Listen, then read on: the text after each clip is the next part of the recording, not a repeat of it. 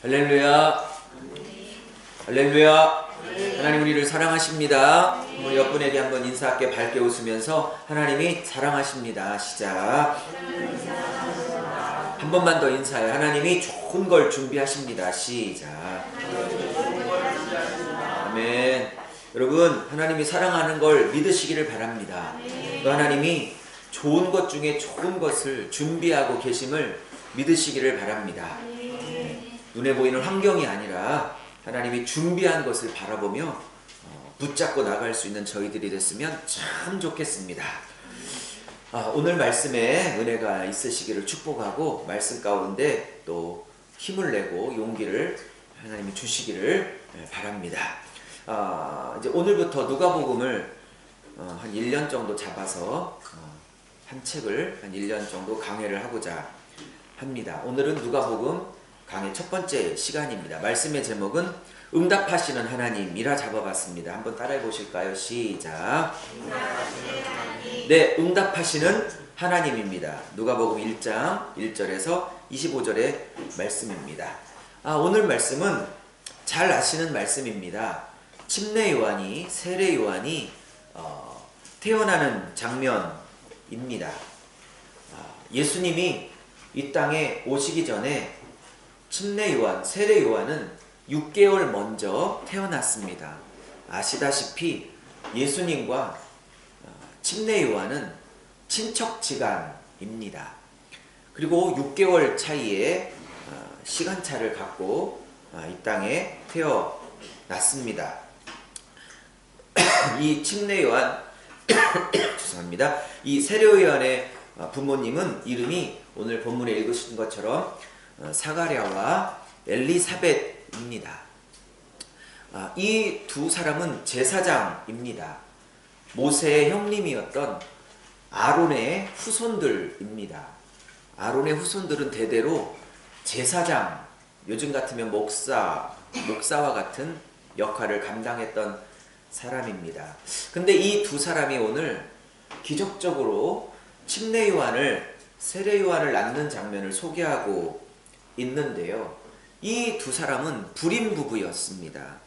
오늘 본문을 보니까 나이가 많았는데도 불구하고 아직 무자하였더라 라고 말하고 있습니다. 나이도 많았다고 말하고 있습니다. 하나님은 이 자식이 없는 이 사가랴와 엘리사벳에게 오늘 아들인 세례 요한을 허락하여 주셨습니다. 이 세례 요한의 태어남 사건을 오늘 조금 자세하게 살펴보도록 할 것입니다. 이 사건을 통해서 오늘 우리에게 하나님께서 주시고자 하는 음성들이 무엇인지를 좀 살펴보고자 합니다. 오늘 하나님의 음성이 오늘 본문을 통해서 교회 전체적으로 분명하게 들려졌으면 좋겠고, 또 여러분 개인적으로, 가정적으로 하나님이 뭐라고 말씀하시는지 똑똑히 들려지는 시간이 되기를 바랍니다. 하나님께서 여러분의 일상생활 가운데도 분명히 개인적으로 말씀하시지만 주일날 예배 설교는 교회 전체에게 하나님이 공동체에게 말씀하시는 시간이므로 이 주일 예배 시간은 굉장히 중요한 시간입니다. 설교자는 그것을 위해서 공동체에게 무슨 말씀을 하시는지를 또 잘 들어야 하겠고요. 그것을 선포할 때 또 공동체에 속한 모든 성도님들은 우리 공동체를 향한 하나님의 음성이 무엇인지를 또 잘 들으셔야 될 줄로 믿습니다.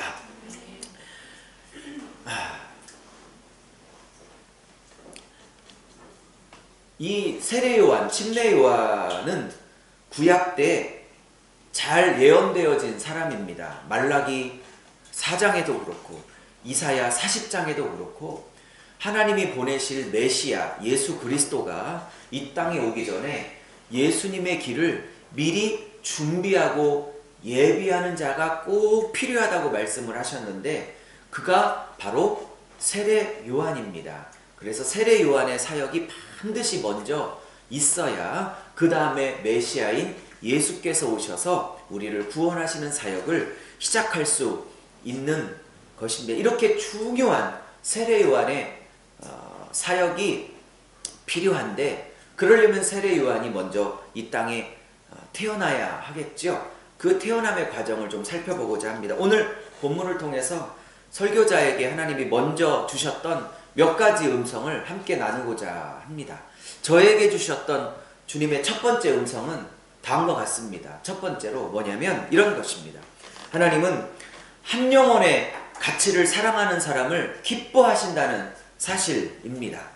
자, 오늘은 누가복음 1년 강해 중에 첫 번째 시간이기 때문에 약간의 누가복음 전체 서론이 필요하여서 좀 설명을 드려보도록 하겠습니다. 수요 예배 때 사도행전을 공부하신 분들은 조금은 들으셨겠지만 못 들은 분도 계셔서 제가 한 번만 더 간략하게 서론을 한번 설명하도록 하겠습니다. 누가복음은 누가가 썼습니다. 누가는 12사도 중에 한 명이 아니라 사도 바울의 직계 제자였습니다. 그가 사도 바울에게 들었던 복음을 잘 정리해서 이렇게 누가복음을 쓰게 된 것이지요.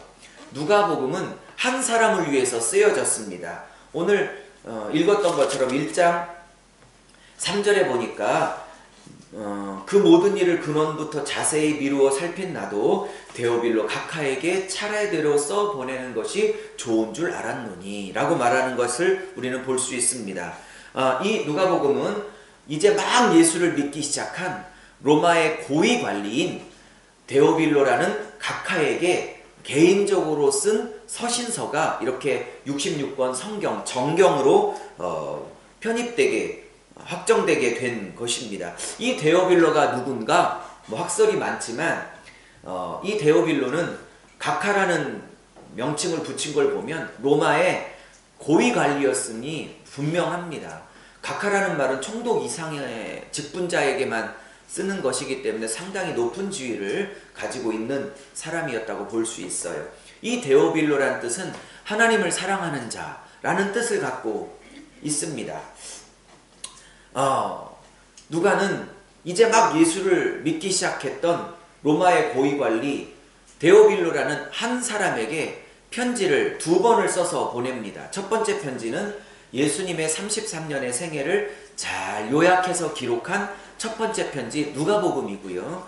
이제 조금 시간이 지나 이제 데오빌로가 영적으로 조금 성장하자 또다시 데오빌로를 성숙시키고 성장시키기 위해서 두 번째 양육편지를 쓰는데 그것이 사도행전이 되겠습니다. 자, 여기에 중요한 교훈이 있다고 저는 여러 번 말씀을 드렸습니다.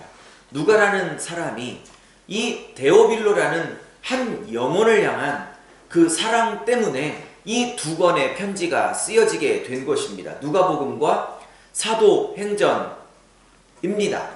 여러분, 누가복음이 없었다면 우리는 예수님의 생애를 순서적으로 알지 못했을 거예요.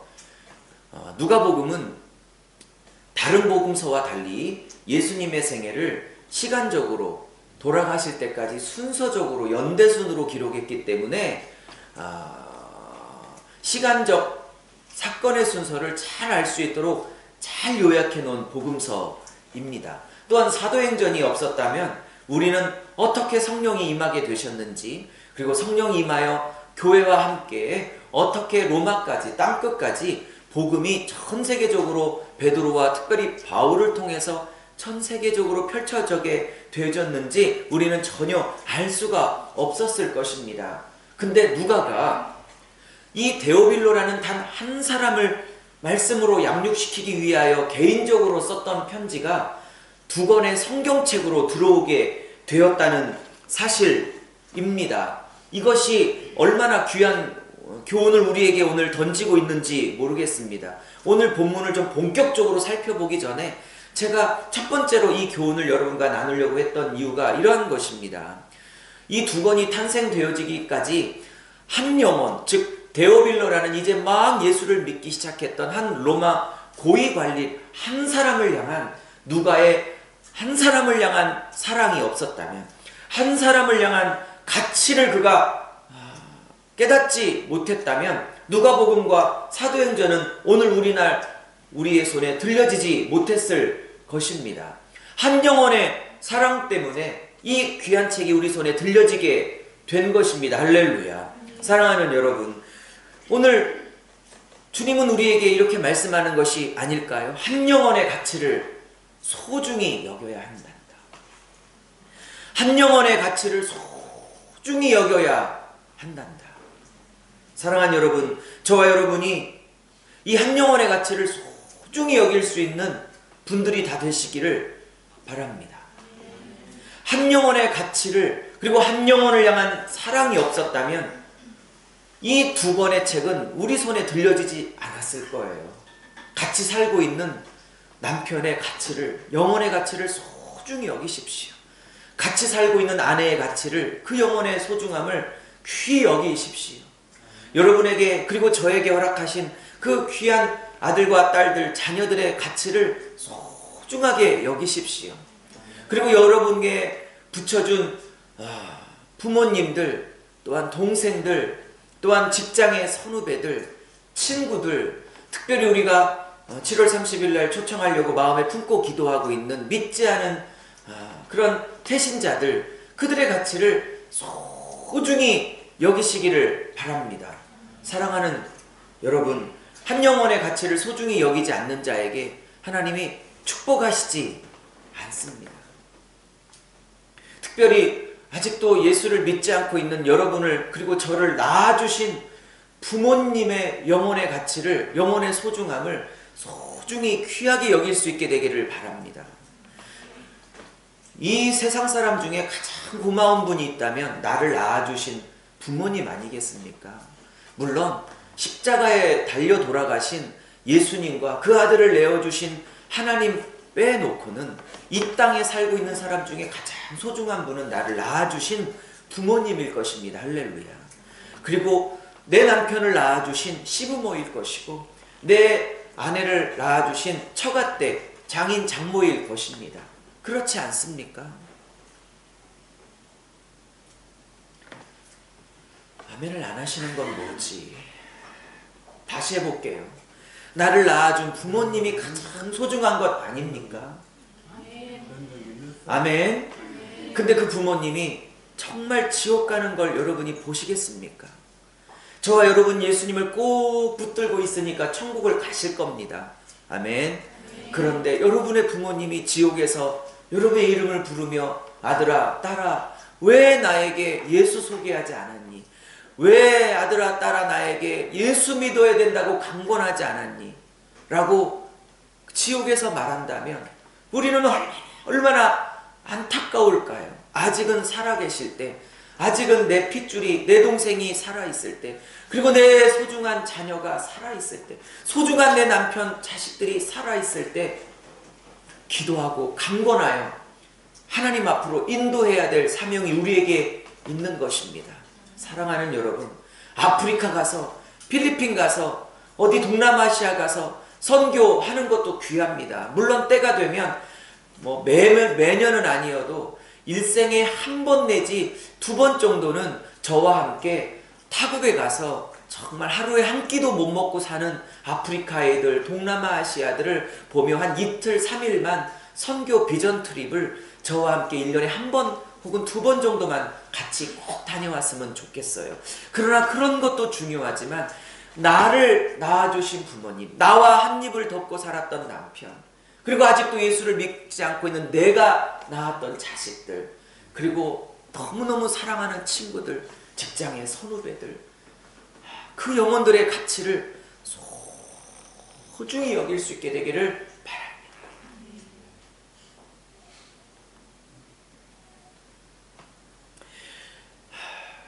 저희 부모님은 예수를 다 믿고 장로님 권사가 되셨습니다. 그렇지만 아직 매형 중에 믿지 않는 분도 계시고 조카들 중에 아직 안 믿고 있는 조카들도 있어서 매일 기도하죠. 특별히 장모님은 제가 더 많이 기도합니다. 저희 처갓집에 장모님이 예수를 믿으면 다 넘어올 가능성이 있기 때문에, 그만큼 장모님의 영향력이 크기 때문에 처갓댁에 장모님이 가장 제가 기도하고 있는 1번 타겟입니다. 할 수만 있다면 7월 30일 날 이사도 이제 하려고 하니까 이사 핑계를 대서 전날 구경 오시라고 꼭 이렇게 작전을 써서 차표를 끊어드린다고 하고 차표 잊어버렸다고 하고 어떻게든 작전을 써서 7월 30일 날 여기에 묶어두려고 계속 기도하고 있는데 파주에 계셔서 오실지 어떨지 모르겠어요. 어쨌든 장모님이,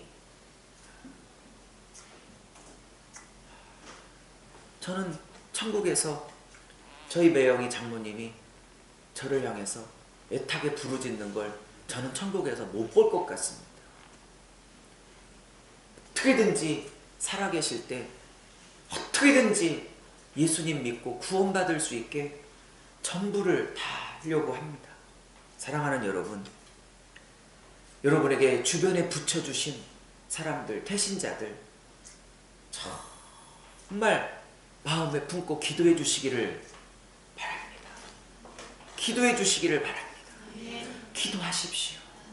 한 영혼의 가치를 소중히 여길 수 있기를 바랍니다. 두 번째, 설교자에게 주신 두 번째 음성은 그러한 것입니다. 무엇인 줄 아십니까? 의인에게도 얼마든지 고난이 있을 수 있다는 겁니다. 다시요. 의인에게도 얼마든지 고난이 있을 수 있는 겁니다. 무슨 얘기냐? 오늘 세례요한의 부모님, 본문의 주인공인 아버지 사가랴와 어머니 엘리사벳은 아들을 아직 낳지 못하고 있습니다. 제사장입니다. 나이도 많습니다. 근데 오늘 6절에 보니까 이런 말씀을 하고 계십니다. 이 두 사람이 하나님 앞에 의인이니 주의 모든 계명과 규례대로 흠이 없이 행하더라. 근데 6절까지는 너무 할렐루야입니다. 근데 전 7절이 참, 6절과 7절은 참, 왜 이렇게 성경이 이렇게 쓰여지는지 참 이해할 수 없습니다. 여러분, 두 사람이 하나님 앞에 의인이며 6절입니다. 주의 모든 계명과 규례대로 흠없이 행하더니, 그러면 7절에는 어떻게 해야 됩니까? 하나님이 모든 그의 영육을 축복하시며 자손들을 잘되게 하시며 건강하게 하시며 자녀의 길을 열으시며 잘 먹고 잘 살게 하시며 그가 하는 것마다 손대는 것마다 축복하시며 장수하고 죽을 때까지 행복하여 분복을 누리더라. 이렇게 나오는 게 7절의 맥이 맞지 않겠습니까? 저는 6절과 7절의 부조화를 어떻게 풀어야 될지가 설교자로서 고민입니다. 아니, 6절처럼 살았으면 7절은 엘리사벳이 잉태하지 못함으로 그들에게 자식이 없고 나이가 많았더라. 이렇게 나오면 안 되는 거 아니겠습니까? 이해하셨죠? 이게 저만의 고민이겠습니까? 여러분의 고민도 이시겠지요? 6절이 저렇게 아름답게 주님을 붙들고 의롭게 평생 주님 붙들고 아름답게 신앙을 지키고 살았다. 그러면 7절에는 뭔가 축복스러운 얘기, 좋은 얘기, 형통한 얘기, 풀리는 얘기, 잘 되는 얘기가 나와야 되는 게 문맥으로 자연스럽지 않냐, 이런 말씀입니다. 근데 성경은 그렇게 쓰지 않고 있으니 설교자인 저와 여러분도 고민이 되지 않겠냐라는 겁니다. 여러분, 그렇습니다. 이거 인생입니다. 6절처럼 주님 앞에 흠없이 의로운 자로 예수 붙들며 말씀 붙들며 열심히 기도하며 주님 뜻 가운데 살아보겠다고 몸부림치며 저와 여러분이 6절처럼 인생을 살아오셨을 것입니다. 근데 현실은 이 엘리사벳과 사가랴의 현실이 우리의 현실이기도 하다는 겁니다. 이렇게 열심히 살았는데 우리는 엘리사벳처럼 사가랴처럼 똑같은 7절의 현실을 맞이하고 있습니다. 그는 자식이 없었지만 우리는 물질이 없을 수도 있고, 그는 자식이 없었지만 우리는 또한 관계가 어려울 수 있고, 그가 자식이 없었던 것처럼 우리는 또한 건강에 문제가 있을 수도 있고 사업에 문제가 있을 수도 있습니다. 오늘 두 번째, 설교자에게 미리 주신 주님의 음성이 뭐라고요? 의인이라도 얼마든지 고난이 있을 수 있는 것입니다.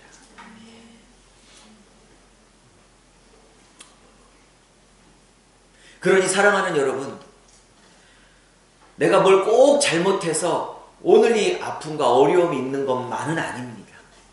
물론 하나님이 죄를 졌기 때문에 이놈 빨리 회개하고 돌아와야지, 그래서 어려움이라는 고난을 주실 때도 가끔은 있습니다. 그러나 모든 것이 다 내가 잘못하고 죄 때문에 그런 것만도 아니니 너무 정죄하시기를 하시지 않기를 바랍니다. 오늘 사가랴와 엘리사벳도 뭔가를 잘못했기 때문에 7절의 고난이 있었던 게 아니기 때문에 그렇습니다. 그러니 사랑하는 여러분, 말씀 붙들고 신실하게 사는 종들도, 아들과 딸들에게도 얼마든지 고난이 있을 수 있다는 거 기억하시고 다시 한번 정죄의 묶음에서 자유롭게 회복될 수 있기를 바랍니다. 세 번째, 설교자에게 주신 음성은 다음과 같습니다. 무슨 얘기냐? 하나님은 불가능한 곳에서 역사를 시작하신다는 사실입니다. 다시요. 하나님은 불가능한 곳에 당신의 일을 시작하시는 분이라는 사실입니다. 사가랴와 엘리사벳은 아이가 없었고 나이도 많았습니다. 그래서 이 두 분은 거의 이제 내 후손을 볼 수 있겠다라는 기대를 아마 스스로 끊은 지 오래였을 것입니다. 그런데 하나님은 이상하지요. 이 불임 부부에게 10개월 후에 아이가 태어날 것인데 태어날 것을 약속하십니다. 사랑하는 여러분, 하나님은 참 짓궂지요. 구약 성경도 그렇고 신약 성경도 그렇고 하나님이 뭔가 일을 시작하려면 꼭 불임 부부를 통해서 뭔가 일을 시작합니다. 구약 때도 하나님은 아브라함을 부르셨습니다. 75살, 아내 65살, 거의 할아버지가 된 부부에게, 불임 부부에게 주님은 자손을 주겠다고 약속하셨습니다. 그리고 또 100살에 자손을 주셨습니다. 그 아들 이삭도 40에 결혼해가지고 애가 없었어요. 그리고 이삭의 나이가 60이 돼서 결혼생활 20년 만에 그때야 비로소 아이를 주셨어요. 그게 에서와 야곱이죠. 아브라함도 불임 부부였고 그 아들 이삭도 불임 부부였는데 오늘 이 부부도 불임 부부입니다. 참 하나님 짓궂죠.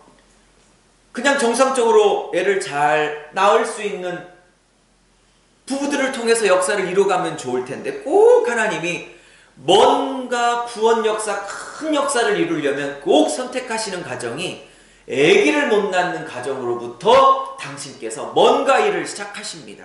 그거 짓궂게 왜 그러실까? 여기에는 놀라운 영적 비밀이 있는 것입니다. 왜 그럴까요? 왜 그럴까요? 저는 이렇게 생각합니다. 하나님의 구원의 역사, 하나님의 놀라운 역사는 사람이 아무 일도 할 수 없는 그러한 무능력한 상태에서부터 시작함을 강조하기 위함이라고 저는 믿습니다. 다시 쉽게 말하면 사람의 힘이 아니라 하나님의 능력으로만 할 수 있다는 것을 증명하시기 위하여 하나님은 불임 부부를 선택하는 것이 아닐까 하는 생각이 들어집니다. 사랑하는 여러분, 주님은 불가능하다고 생각할 때에 그곳에서 일을 시작하십니다. 사랑하는 여러분, 기도하면서도 불가능하다고 생각하는 기도가 있으시지요? 제가 어느 날 개인적인 기도라 조금 디테일하게 말씀드리기는 거시기 하지만 개인적으로 열심히 기도를 끝나고 일어섰어요. 그리고 엘리베이터를 타는 순간에 제 마음에 그런 생각이 딱 들어왔어요. 야, 아들아, 너는 기도하면서도 왜 안 믿니? 그래서 그런 마음이 확 들어가지고 이게 무슨 마음이, 이런 마음이 들지? 했더니 그 다음 마음이 톡 드는데, 아니 기도해놓고 왜 하면서도 또 해놓고도 어차피 안 되겠지? 그러고 기도를 하니? 제가 그런 생각을 하고 있었다는 사실을 깨달았어요. 기도하면서도 안 믿는구나. 기도하지만 해놓고 하는 도중에도 이건 안 되겠지 라고 기도하는 부분이 있었다는 사실을 나중에 알게 되었어요. 사랑하는 여러분, 물질의 문제가 어렵다고 생각하십니까? 관계의 문제가 어렵다고 생각하십니까? 질병 어렵다고 생각하십니까? 남편의 구원 불가능하다고 생각하십니까? 부모의 구원 불가능하다고 생각하십니까? 또 부모와의 관계 회복이 불가능하다고 생각하십니까? 여러분의 경제 회복 불가능하다고 생각하십니까? 오늘 말씀은 세 번째로 이렇게 말씀하십니다. 나는 불가능한 곳에서 나의 일을 시작한다. 할렐루야.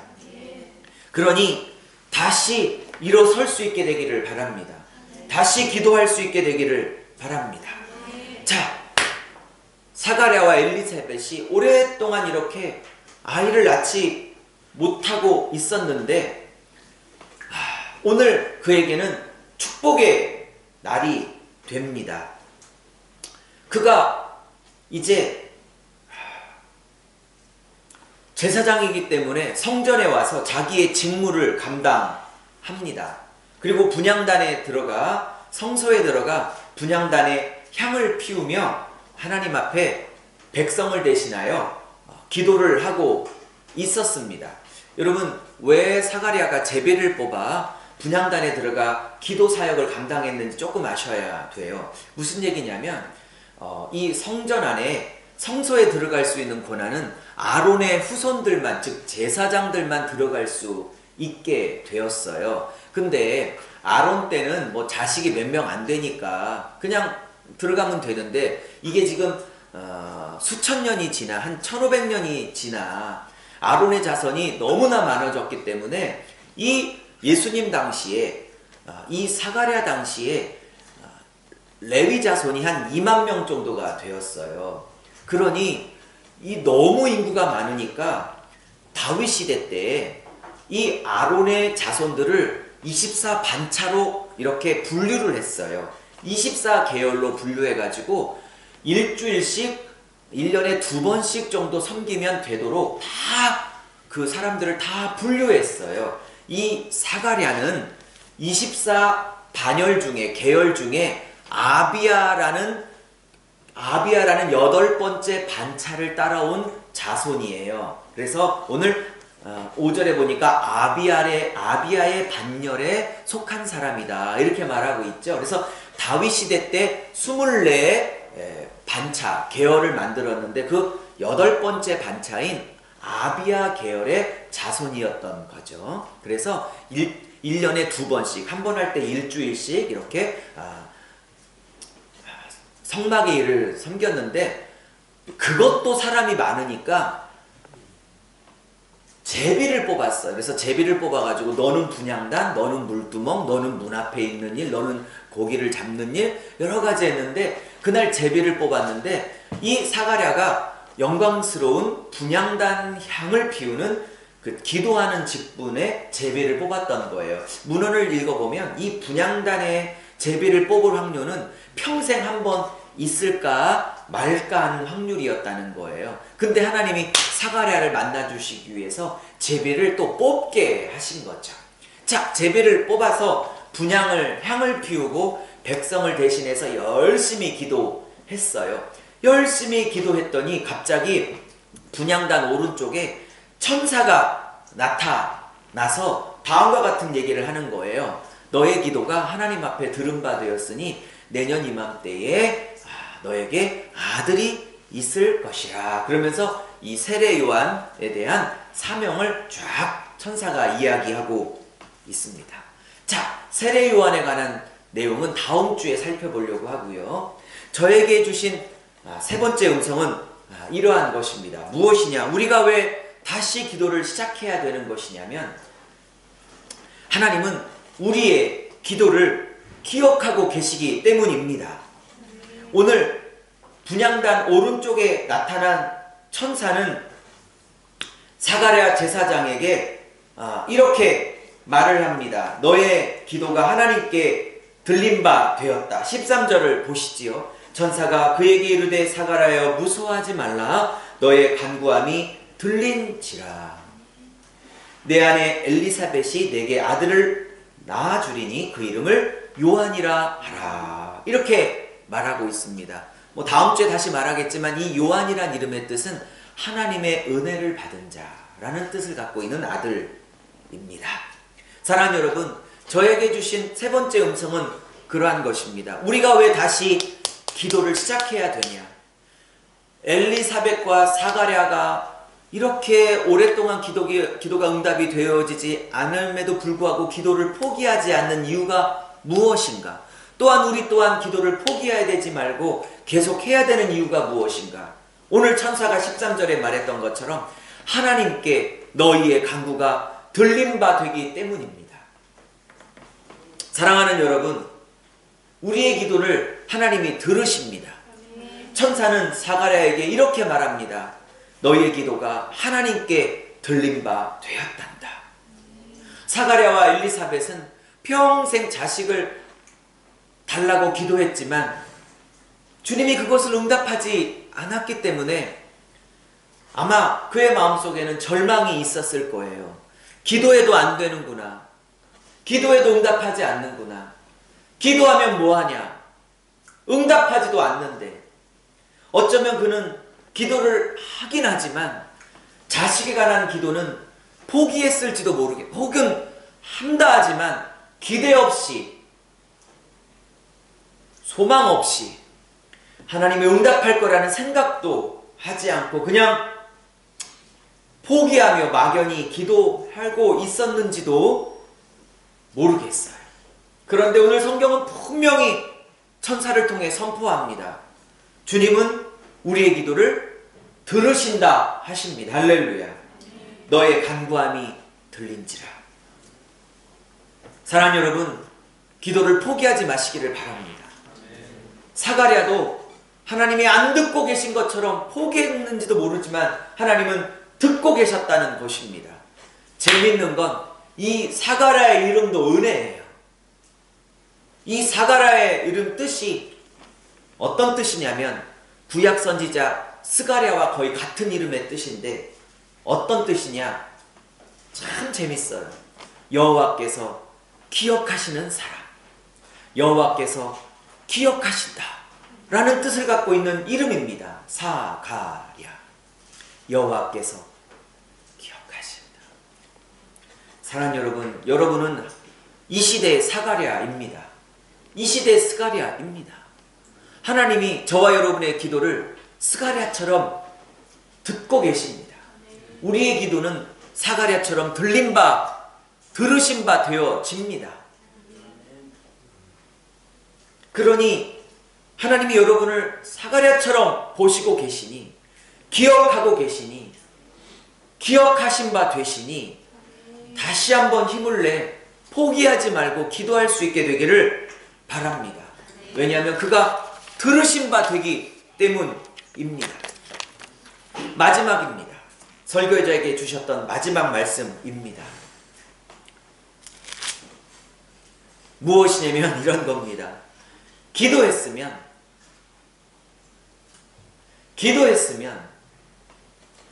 믿음으로 말하고 믿음으로 선포하고 믿음의 생각을 하셔야 한다는 겁니다. 기도했으면 믿음의 언어를 말하고 믿음의 생각을 하셔야 한다는 사실입니다. 자, 이 천사는 물론 가브리엘이지만, 발음이 안 되네요. 가브리엘이지만 내년 이맘때 10개월 후에 너에게 아들을 낳아줄 건데 요한이라 이름을 하라, 이렇게 이름까지 지어줬는데 오늘 본문을 읽으셔서 아시겠지만 사가랴가 천사에게 이렇게 얘기합니다. 우리가 이렇게 나이가 많은 부부인데 어떻게 일이 가능하겠습니까? 그랬더니 이 가브리엘 천사가 선포를 합니다. 네가 믿지 못함으로 내년에 이맘때 아들이 나올 때까지 내가 사람들 앞에서 벙어리가 될 것이다, 이렇게 말을 합니다. 실제로 이 천사의 선포처럼 사가랴는 요한이 나올 때까지 10개월 동안 말 한마디 못하는 벙어리가 됩니다. 그리고 요한이 아들이 태어나자마자 입이 열려 이제 자기가 봤던 환상을 사람들에게 말하고 이 아들의 이름을 요한이라고 지라고 했다고 말하며 이 아들을 요한이라고 부르게 되지요. 자, 마지막 교훈입니다. 여러분, 사가랴가 천사의 말씀을 신뢰하지 못하고 의심하고 믿지 않았기 때문에 그는 벙어리가 10개월 동안 되었습니다. 자, 여러분, 왜 주님은 믿지 않았다고 의심했다고 10개월 동안 사가랴를 벙어리로 만들었을까요? 조금 너무 심하지 않을까 하는 생각도 들어봅니다. 왜 그랬을까? 설교자 개인적으로 묵상해보면 다음과 같은 이유가 아닐까 생각을 해봅니다. 그가 벙어리가 되었지 않았다면 그 약속을, 그 예언을, 선포를 듣고 성전 밖으로 나와서 아내에게, 사람들에게 분명히 떠들고 다녔을 겁니다. 에이, 무슨 그렇게 예언을, 환상을 내가 봤는데 아유, 가능할까? 가능할까? 되지도 않는 얘기를 내가 들었어. 되지도 않을 거야. 계속 의심하는 얘기, 부정적인 얘기를 계속 했을 것입니다. 천사는, 하나님은 그가 차라리 10개월 동안 벙어리가 되는 한이 있다 할지라도 그가 불신앙의 언어를 선포하고 떠들어대기를 원치 않았던 것입니다. 저는 마지막 교훈을 그렇게 생각을 해봤습니다. 아까 제가 잠깐 말했던 것처럼 우리도 마찬가지입니다. 기도해놓고 안 믿을 때가 많습니다.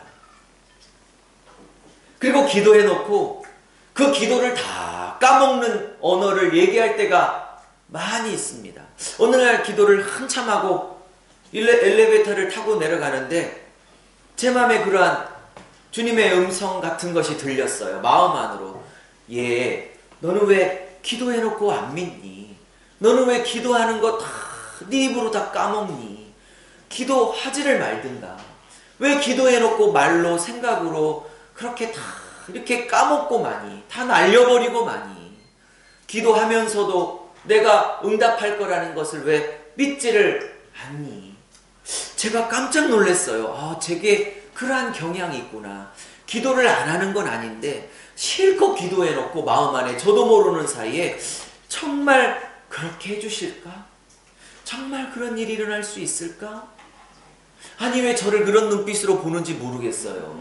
저만 그렇게 생각하는 건가요?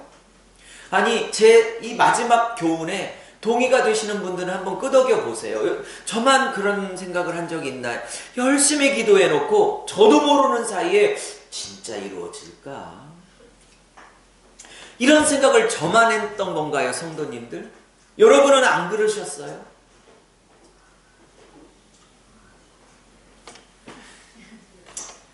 그래요. 그러셨을 거예요. 왜 저만 그랬겠을 거예요? 말씀을 마무리합니다. 사랑하는 여러분. 믿어놓고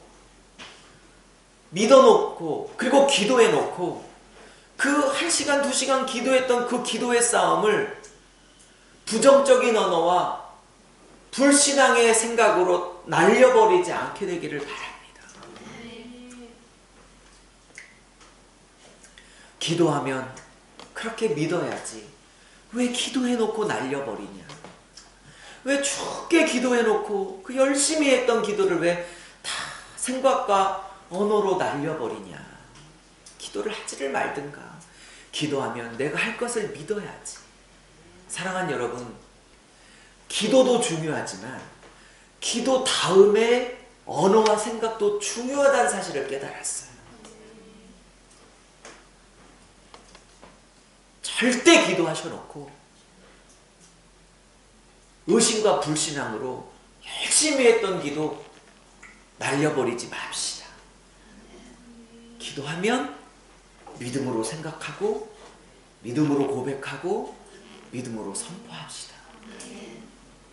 우리는 수도 없이 이것을 의심했는데 주님이 은혜를 베푸셔서 사가랴보다 우리를 더 사랑하셔서 그래도 벙어리 안 되게 하셔서 얼마나 감사해요. 우리도 사가랴처럼 취급하셨으면 수도 없이 벙어리가 됐을 텐데 주님이 우리를 은혜 베푸셔서 벙어리가 되지 않게 하셨네요. 사랑하는 여러분, 오늘의 제목은 응답하시는 하나님이십니다. 한 영혼의 가치를 붙들고 기도하면 응답하실 것입니다. 할렐루야. 그리고 불가능한 곳에서도 하나님은 모든 것들을 이뤄내신다 믿고 기도하시면 응답하실 것입니다.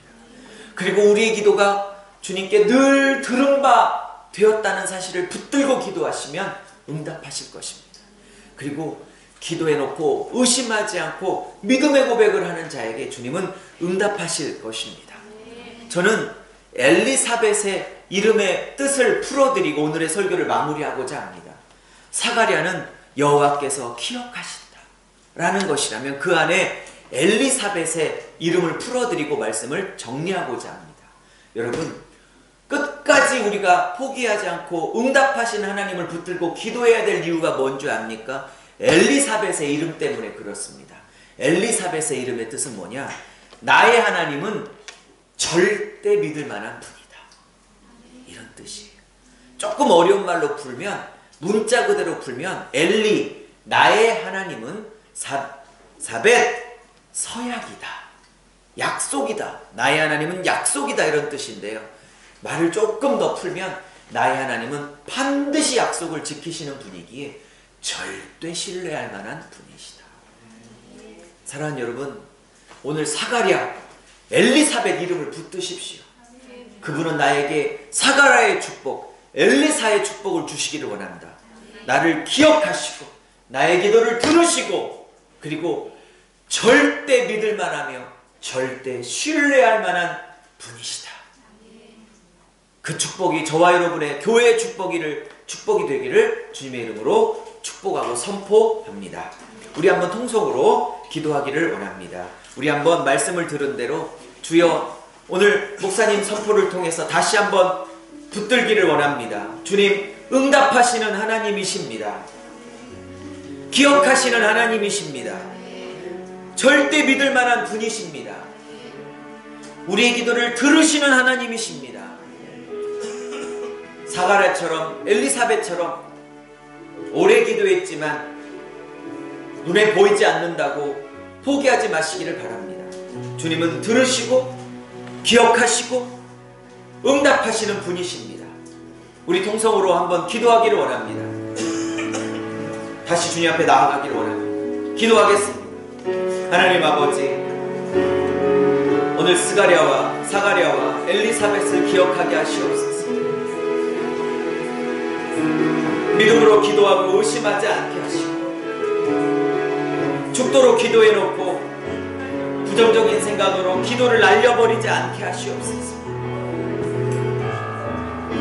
들으시는 분임을 믿게 하여 주시고 신뢰하게 하여 주시옵소서. 응답하시는 하나님을 바라보게 하여 주시옵소서. 주여, 주님은 응답하십니다. 주님은 역전시키십니다. 오랜 기도를 응답하십니다. 주님은 전능하십니다. 사람의 소망이 끊어져 있고 사람이 불가능하다고 생각할 그곳에서 주님은 일하십니다. 내가 불가능하다고 생각하는 그곳에서 주님은 일하십니다. 내가 다 끝났다고 생각하는 그 순간에, 나는 방법이 없다고 생각하는 그 순간에, 길이 없다고 생각하는 그 순간에 하나님은 일하십니다. 그곳에서 일하십니다.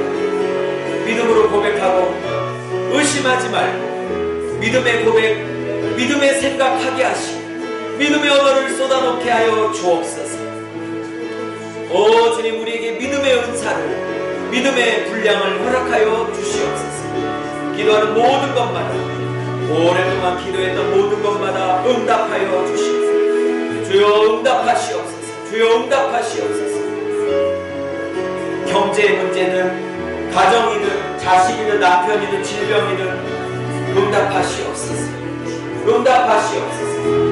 응답하시옵소서. 응답하시옵소서. 응답하시옵소서. 응답하시옵소서. 응답하시옵소서.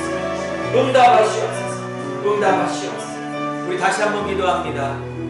7월 30일 태신자를 위해서 기도하겠습니다. 여러분의 각자의 태신자를 놓고 기도하십시오. 한 분 이상은 초청할 수 있도록, 한 분 이상은 모시고 올 수 있도록 기도하십시오.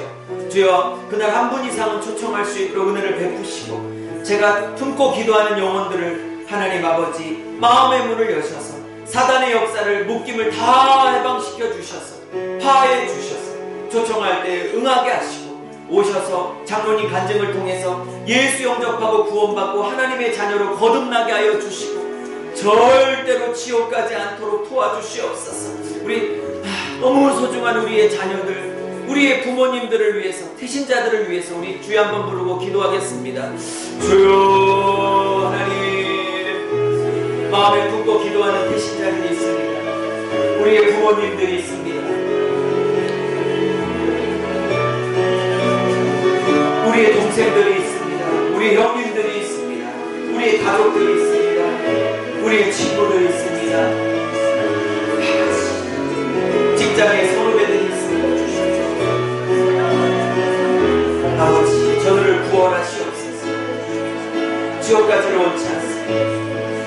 저들이 하나님의 심판받아 지옥에 떨어지지 않기를 원합니다. 구원하여 주옵소서.